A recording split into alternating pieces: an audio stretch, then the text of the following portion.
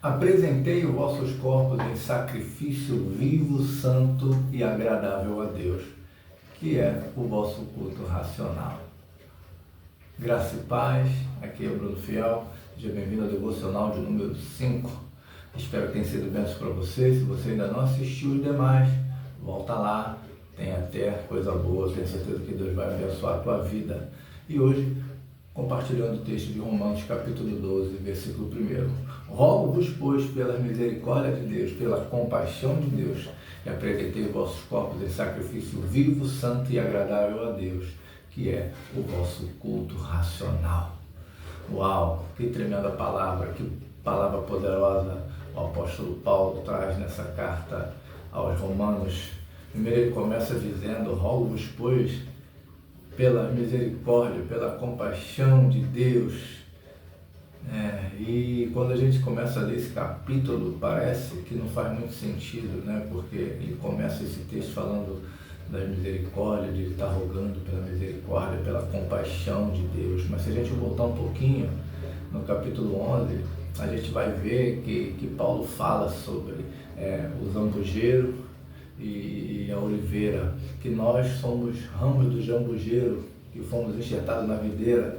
Porém, há outros ramos que eram originais da oliveira, mas que foram removidos por causa da sua desobediência, e que nós ali não deveríamos nos sentir melhores que os outros que foram arrancados, mas que assim como Deus teve misericórdia de nós e pode voltar a ter deles novamente, né?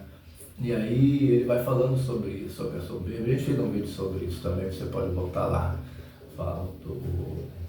O tema é orgulho, muito interessante. E ali Paulo começa a falar isso, né? Rogo-vos, pois, pela misericórdia de Deus, que apresenteis o vosso corpo em sacrifício vivo. Em sacrifício vivo. Você sabe o que é sacrifício? Né? Imagino que saiba, né? No Antigo Testamento, muitos dos ritos que o Antigo Testamento traz envolvia sacrifício de animais, né, como o sacrifício do cordeiro para o perdão dos pecados, os holocaustos, né? Havia uma série de tipos de animais que eram servidos no holocausto ali para diversas situações. E os bois também, né? Eu fiquei imaginando, imagine, um boi sendo apresentado em sacrifício, ele sabendo que estava indo lá para o sacrifício. Seria muito difícil, né? Um boi permitir que alguém o conduzisse para o sacrifício, dada a força que ele tem. Mas aí a palavra diz, olha, apresente o seu corpo em sacrifício vivo. Sabe o que ele está dizendo nessa passagem? É que muitas das vezes o que nós devemos fazer, o que Deus espera de nós, o que Deus está nos impulsionando a fazer, nós não queremos fazer. Nós resistimos, sabe aquilo que Deus já está falando com você, para você deixar, para você abandonar, para você parar, ou mesmo aquilo que Deus está falando para você ir, para você acreditar, e muitas das vezes nós estamos assim, resistentes, e aí é nessa hora que a carne luta contra o espírito e acaba prevalecendo. Mas Paulo começa dizendo, né, rogo-vos, pois, pela misericórdia, pela compaixão de Deus, que apresente o seu corpo em sacrifício vivo. Ele olha, o que ele está dizendo? Olha, eu estou apelando aqui para a misericórdia, porque você não está merecendo não, você está resistente. Resistente àquilo que Deus quer fazer em você e através de você. Tem horas que nós temos que entrar nessa luta com a nossa natureza caída, com a nossa natureza do pecado, ou mesmo com a nossa alma, como Davi, e um certo salmo ele diz, por que está abatido a minha alma? Acredito que Davi botou a alma dele num banco ali e confrontou. Por que está abatida a minha alma? Por que te perturba dentro de mim? Espera em Deus. Tem hora que a gente tem que fazer isso, né? Tem hora que a gente tem que pegar a nossa alma, a nossa carne e esmurrá-la, levá-la para o sacrifício, para a morte do ego, da vontade, para a morte, né? E é isso que Paulo está falando, apresenteis os vossos corpos em sacrifício vivo, mas não é qualquer tipo de sacrifício, é santo. Sacrifício vivo, santo. E o que é isso, ser santo? É ser consagrado, ser separado para Deus. É viver uma vida de integridade. Se a gente olhar lá para o Antigo Testamento, você vai perceber que Deus não aceitava qualquer tipo de animal. O animal tinha que ser perfeito, tinha que ser sem defeito, sem mancha. E nós queremos oferecer a Deus o que sobra. Nós queremos oferecer a Deus o resto. Nós queremos oferecer a Deus algo que a gente julga ser bom demais, mas na verdade não é santo. Não é santo. Se os utensílios do tabernáculo eles eram especiais, se o azeite usado lá nos rituais, no tabernáculo, era um azeite especial, um óleo especial para alimentar a menorá, né? Se a gente pensar então na oferta de Deus para a redenção do povo, o Cordeiro que desceu do céu, perfeito, sem pecado, nós temos que oferecer algo a Deus que seja santo. E aqui estamos falando da nossa vida, tá? Sacrifício vivo, ou seja, você está vivo, mas você precisa morrer, você precisa morrer para si mesmo. Ah, Bruno, você está... Não, meu irmão, a Bíblia diz, se alguém quiser vir após mim, negue-se a si mesmo.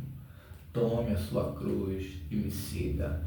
Tome a sua cruz. Quando Jesus tomou a cruz, meu irmão, ele foi para o Gólgota, ele foi para a morte, ele foi para sofrer, ele foi para morrer pelos nossos pecados, né? Então é isso que Jesus nos convida a fazer, né? É como diz o apóstolo Paulo lá em Gálatas, capítulo 2, versículo 20, se não me engano, já estou crucificado com Cristo e vivo não mais eu, mas vive Cristo em mim, né?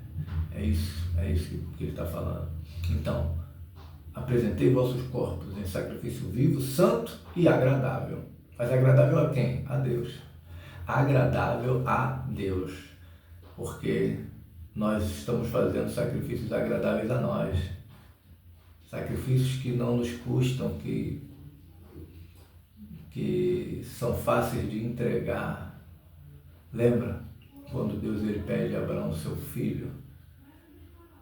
Talvez para Abraão fosse fácil entregar a sua vida, porque naquela altura Abraão já era idoso, já tinha vivido tudo que tinha para viver, ele já estava com a promessa, com seu Isaac nas mãos. Então para ele, né, como a gente costuma dizer, ele zerou a vida, né? Completou a carreira.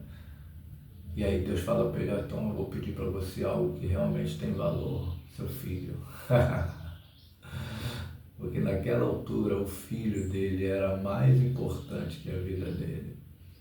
Então tem que ser algo que agrade a Deus. E o que agrada a Deus, querido? A fé. A fé. A Bíblia diz, sem fé é impossível agradar a Deus. Você vai ver na Bíblia pessoas que não faziam parte do povo de Deus nos evangelhos, como o centurião que pediu pelo servo. E o Senhor falou, uau, que fé! Como aquela mulher Cirofenícia que disse, os cachorros se alimentam da mesa que cai, da migalha que cai da mesa do seu Senhor. E Jesus disse, uau! Sabe? A fé que move o coração de Deus. E às vezes nós queremos entregar coisas a Deus que com falta de fé. Às vezes essa fé, né, ela não é uma fé em Deus apenas, mas é uma fé em nós, sabe? Acreditar que Deus pode fazer através de nós. Às vezes nós acreditamos, nós cremos que Deus cura, que Deus faz milagre, que Deus opera, que Deus é poderoso, mas não acreditamos que Ele pode ser poderoso através de nós, que Ele pode curar através de nós, que Ele pode fazer através de nós. E aí a gente sempre fica terceirizando as coisas, né? Ah, vou apresentar uma pessoa para o pastor ganhar. Não, meu irmão, é você, Deus quer usar você.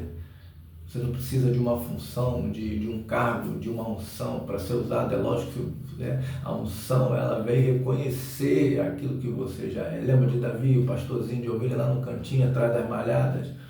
A unção não veio para capacitar. É lógico que ele passou pelo processo que capacitou ele a ser o rei, mas a unção reconheceu o caráter de rei que já havia nele, né? Então a unção ela vem testificar aquilo que você já é.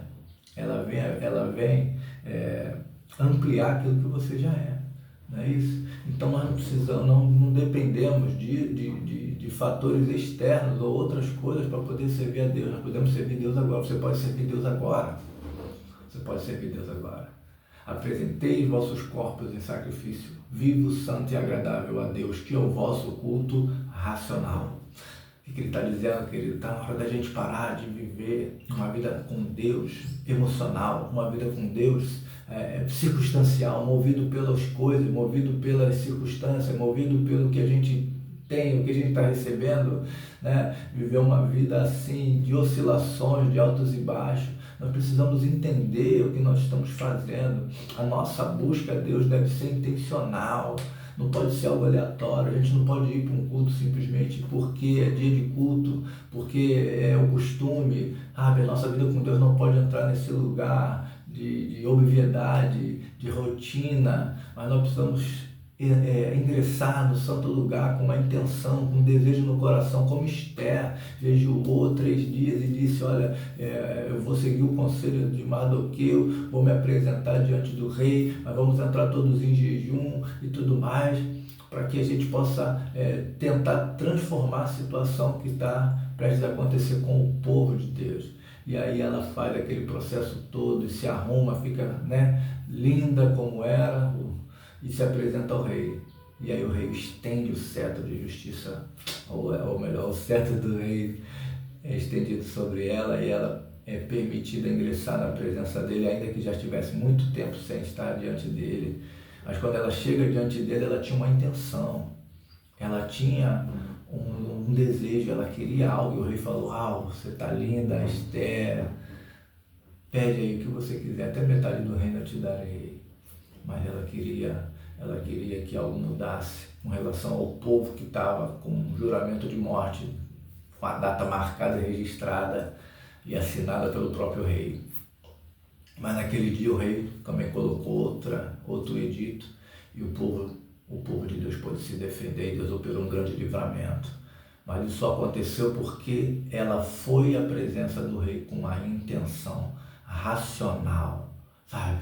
Não podemos viver Cristo na emoção, precisamos viver Cristo no Espírito. E aí eu concluo dizendo: rogo-vos, pois, pela misericórdia de Deus. Queridos, a misericórdia um dia vai acabar. Para alguns já está acabando. Até quando Deus vai insistir conosco? Até quando Deus vai nos dar oportunidades? Até quando Deus vai ter paciência? Quem lembra de Saul, o primeiro rei? Samuel vai pedir a Deus por Saul, e Deus fala para Samuel: Samuel, até quando terás dó de Saul, eu o havendo rejeitado? Chegou uma hora que a misericórdia de Deus acabou para Saul, de maneira que ele nem aceitou a intercessão de Samuel, que era um grande homem de Deus. Então não pense que a misericórdia de Deus vai ser estendida para sempre, para mim e para você. Deus está falando, Deus tem falado contigo, comigo, Deus tem falado sobre coisas, Deus espera mais de nós nesse tempo que estamos vivendo. Você precisa tomar essa decisão de levar teu corpo para o sacrifício. Levar teu corpo para o sacrifício. Sacrificar o teu ego, a tua vontade, teus desejos, teus sentimentos. Abrir mão, às vezes: eu penso assim, eu sou assim, eu estou certo. Não. A Bíblia diz: seja Deus verdade, um homem mentira, sabe? A hora que a gente se choca com a palavra de Deus, é a hora da gente decidir pela palavra de Deus, e não pela nossa vontade, não pelo que nos agrada, mas pelo que agrada a Deus. Amém? Essa é o devocional de hoje, a meditação de hoje. Espero que seja bênção na tua vida. Não deixe de se inscrever no canal, não deixe de ativar as notificações, curtir, comenta, escreve aí se Deus falou com você, marca alguém, manda para alguém esse vídeo, esses devocionais. Eu creio que Deus tem coisas grandes para fazer na minha e na tua vida. Não se esqueça,